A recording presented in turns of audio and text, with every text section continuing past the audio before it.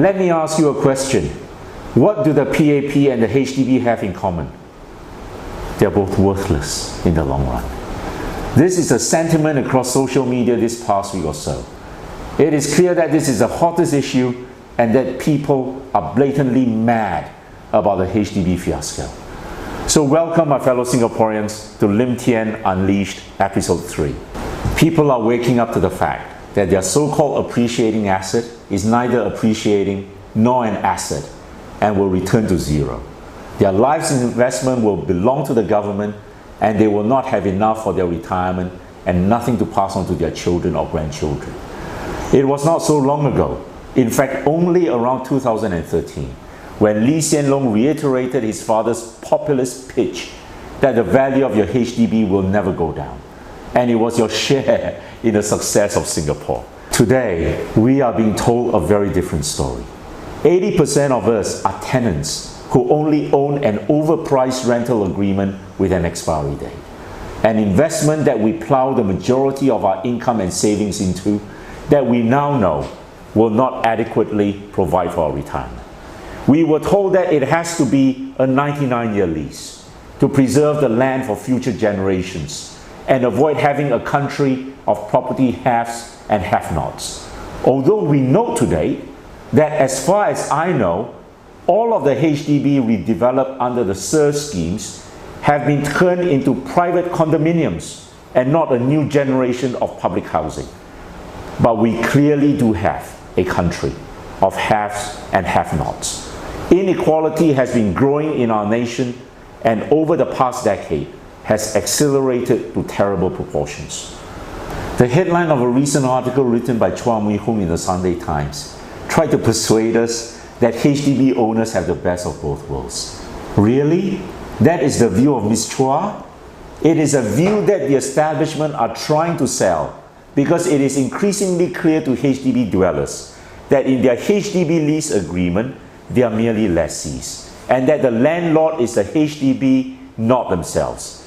So how can they be the owners? They are only a tenant, and this is why they are now so angry.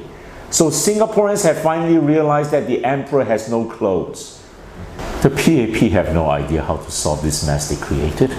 The best they can do is to ask for another 50 years of PAP rule, and they offer in return that they will allow you to pay for them to do up your flats starting in 10 years' time and redevelop your flats in 20 years.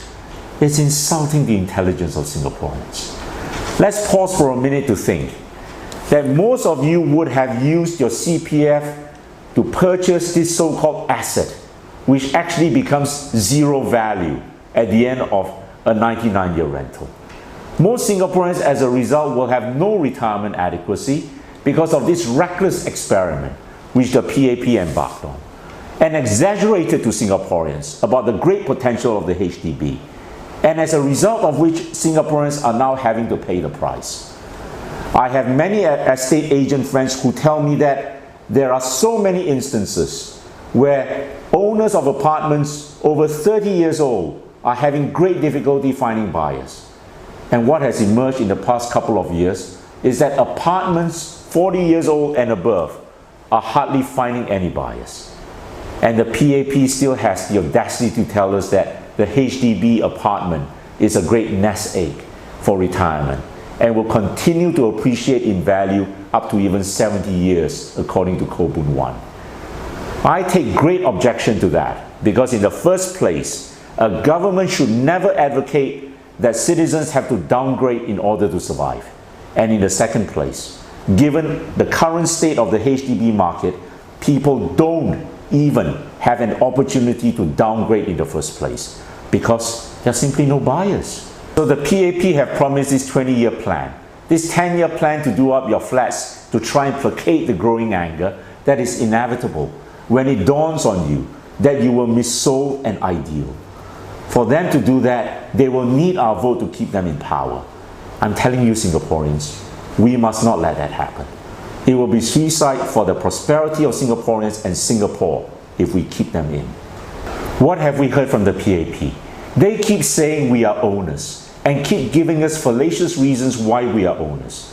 I have issued a challenge to all 4 of the most vocal ministers who have spoken about this HDB issue: Lawrence Wong, Lee Hsien Loong, Indrani Raja, and Koh Boon Wan.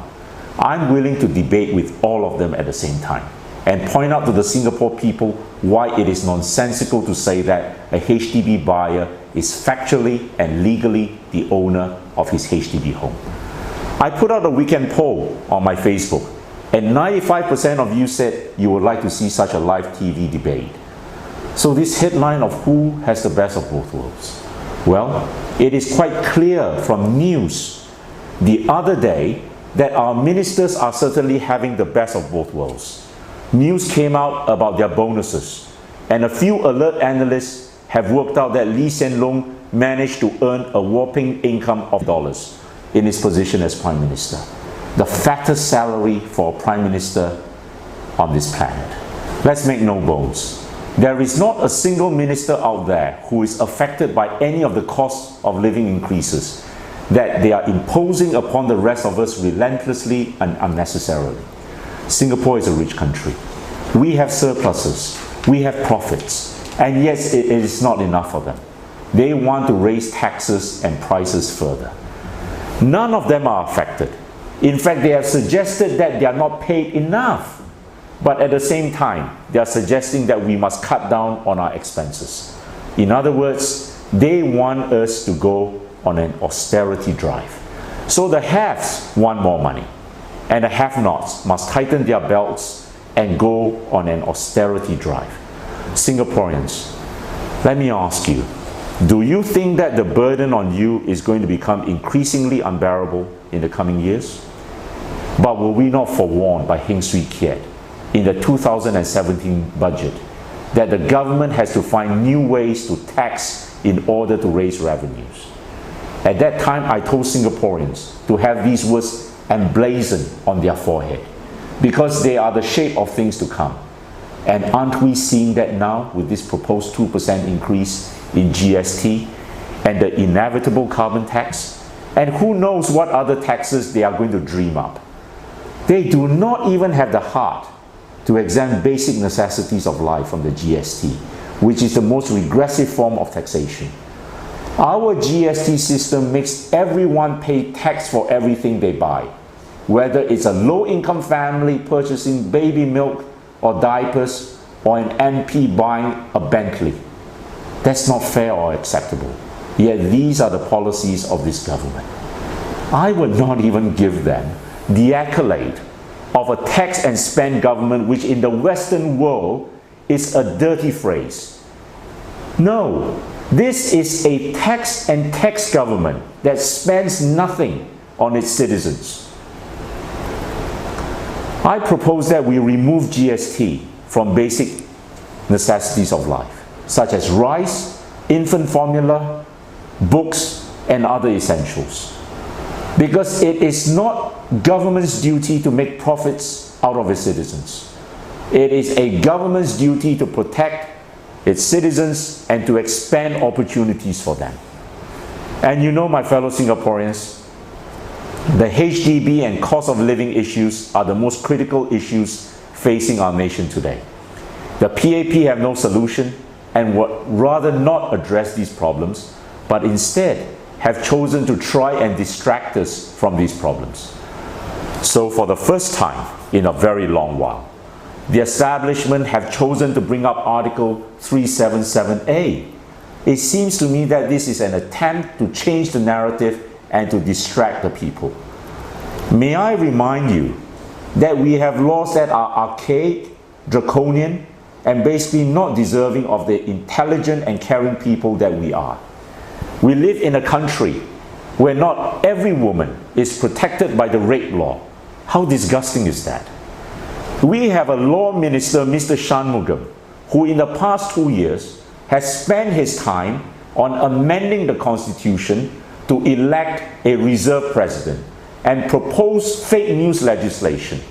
And now the proposal for MDA and NEA to enter our homes without a warrant, but not the time to ensure that every single woman is equally protected by the rape law.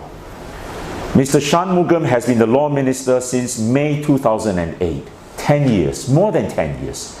The United Nations has formally asked for us to repeal this archaic law as it is not in keeping with the United Nations mandate.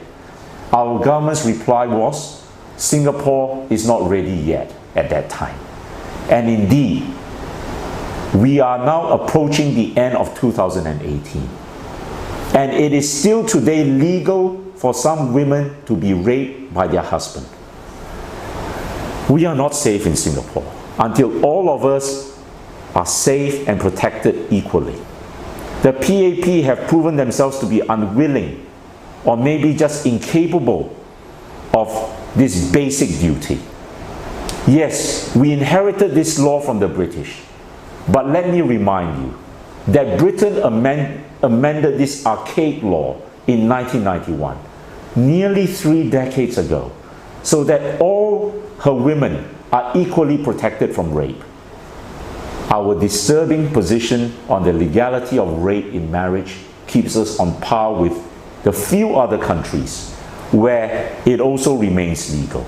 Countries such as Ghana, Oman, Tanzania, and Jordan. There is not a single first world country where this law has not been repealed. I will say that it is because we do not have a first world government, and we certainly do not have a first world law minister. We are a first world country, and not just that. We have the most educated nation of people on the planet. Our academic scores are always up there in the top nations of the world. And yet we are being let down badly with this bunch in government today.